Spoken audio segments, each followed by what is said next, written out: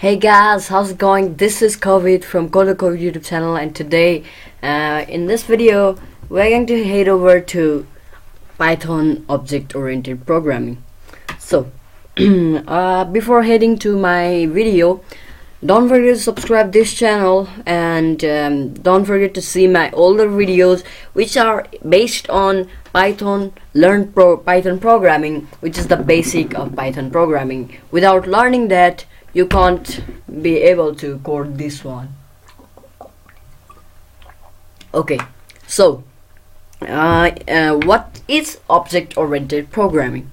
So let me ask Google what is object-oriented programming, and let's see what he says. Okay, is a programming paradigm based on the concept of objects. Yeah, it's true. And which may contain data in the form of fields, often known as attributes, and code in the form of procedures, often known as methods. So you have known what is object-oriented programming. So in object-oriented programming, the programming starts with class. That means like we graded or made functions, we do class. Okay, and we give the name of class, and here if we put parentheses, we have to define an object, but we are not using it right now, so I will just pass it for now, and I can store a value like this.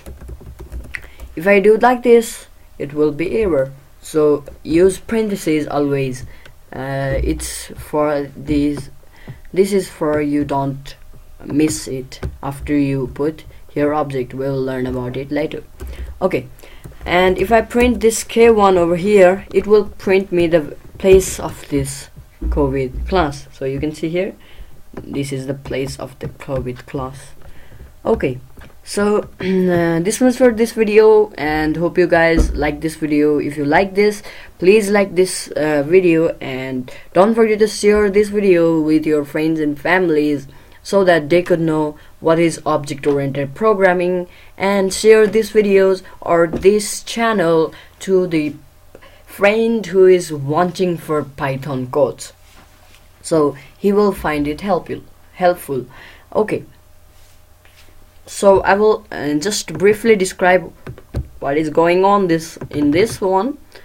And class means we defined a class.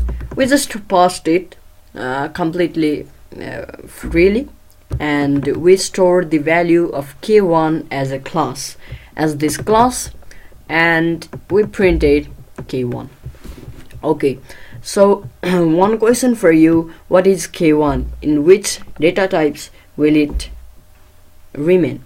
So I will be answering this question in next video, and if you know it, please write down in the comments section below, and don't forget to follow me in Twitter, Facebook, Instagram, Snapchat, every other social medias, and the link will be in the description box below. Okay, so thank you guys for watching this video. I'll meet you in the next one Pythonic video in OOP.